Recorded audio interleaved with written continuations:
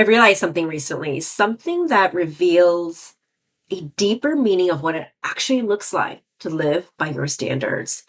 If you're new here, I am Chris O, the host of PS Younger Self, and this is part 9 of Living by Your Standards series. What you quietly protect says a lot more about your standards. So, story time. Someone recently asked me for a referral, and without thinking twice, I immediately thought of somebody I deeply admire and respect would be the right person to ask. Someone whose integrity and depth of character has become a personal standard for me by their example. But when the tone of the person asking for the referral shifted, suddenly feeling entitled, ungrateful, a little dismissive, it just felt off. I knew immediately that I couldn't let that energy touch what I hold sacred, which is this connection with this person that I deeply respect. And what I chose next was instinctual. I didn't make it dramatic. I didn't over explain to this person or that person or this person. I simply said to the person that I was going to ask for the referral, never mind, they're being a little weird and I just don't think they deserve your help. Simple as that. And then I quietly removed myself situation with the person asking for the referral. And I didn't realize it at that moment, but afterwards, I realized that decision wasn't just discernment, discerning the energies being misaligned. It wasn't just also about setting boundaries with not letting this person's energy connect with this person. And it wasn't about protecting my peace at all, actually. It was about protecting what matters. This connection that I hold sacred. And quite frankly, I also cared about their reputation and their connections. And so living by your standards, I realize, is not just about what you say you do or what you say no to, but it's about what you actively protect. And after creating this whole Living by Your Standards series, I've realized something really, really important. That most of us will think that living by your standards is about saying no to things. It's about setting boundaries and about raising the bar on how we live and what we want to live by. And yes, it is all of that. And it is things that we've actually touched on earlier in this series. But here's the deeper layer.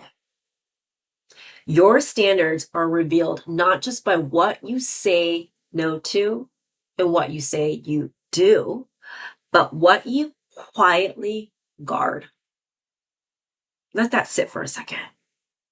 See, that moment, that example that I shared with you, really taught me that the highest form of standards that you live by is invisible.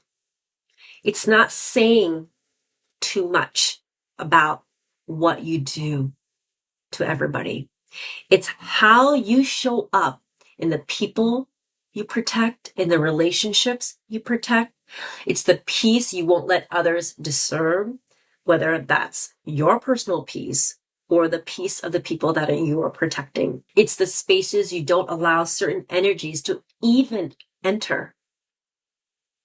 And the silence you choose instead of justifying yourself or over explaining, because that's common. I've been there. And I think most importantly, it's how you show up every single day and how you live when nobody is watching, when you're not posting it online. That is the true difference between living in reaction and living in guardianship. So now I want to share with you what that guardianship looks like, what quiet guardianship looks like and means. So for me, in that moment of the example that I shared, guardianship looked like choosing not to involve someone I deeply respect and their own personal reputation be tainted or affected some way by an energy that just felt completely misaligned and ungrateful, and it just didn't feel right. It also meant protecting, as I said earlier, their own name and their own reputation, their own connections, without having to tell them the full story of what I'm doing and why I'm doing it. Because it mattered more to me that because I respect them so much, I respect who they are and their own reputation. It meant making a decision based on, again, energies that I was reading from people, specifically the person asking for the referral. And energies say a lot. There's no confrontation. There's no dramatic boundary speech. There's no over explaining. In that moment, it was just instinct. It was just misalignment and how I was going to quietly protect what I feel sacred and quietly remove myself from what didn't feel right or misaligned. Quiet decisions like that are often the loudest reflection of who you are and your personal standards. Because next, I want to share with you what and why what you protect says so much about you and your personal standards. So here's the part that most people don't talk about. When you raise your standards, what you protect becomes more intentional. You start protecting your own peace, or the peace of the people that you hold sacred and the connections that you hold sacred. Even your goals and those dreams, your personal values, your time, your reputation, and I think most importantly, your integrity when no one's watching. And you know what? You're also protecting your future self, because every decision you make today, right now, in the present moment, affects the trajectory of the life you are creating for your future self. And when you do this quietly, you're not doing it out of fear. You're doing it out of respect for the life you've already created and the life that you are building based on your personal standards. You stop handing out access to the people who haven't earned it, who don't deserve it. You stop giving sacred parts of yourself to energies that are just not ready, or again, just undeserving. There's a lot of those. You stop letting just anyone enter the rooms you've worked hard to grow, cultivate, and even create. It becomes quiet, it becomes natural, it becomes instinctual, it becomes automatic and non-negotiable, because you're just living by your standards and quietly protecting what's sacred to you. So in this next part of the episode, I want to share with you how to practice quiet protection, what that actually looks like. Here are just a few ways you can start to build that muscle, because everything in practice is building a muscle you have to keep exercising. Number one, notice energy before words are ever spoken. The thing is, your body will always know first when an energy is off or aligned. Our bodies are intelligent vessels. And sometimes we don't listen to our bodies. When something feels off or aligned, trust it. Trust it without needing to logically reason your way out of it. Two, don't offer sacred things to, again, unready or undeserving energy. Your ideas, your relationships, your time, your peace, your access to the connections you've built, they are precious, they are sacred, and they are yours to protect. Not everyone deserves front row access or any access at all. Number three, practice restraint, not justification. This is a hard one. Well, at least it was a hard one for me. It means you don't need to over-explain when you're saying no. You don't need to defend yourself.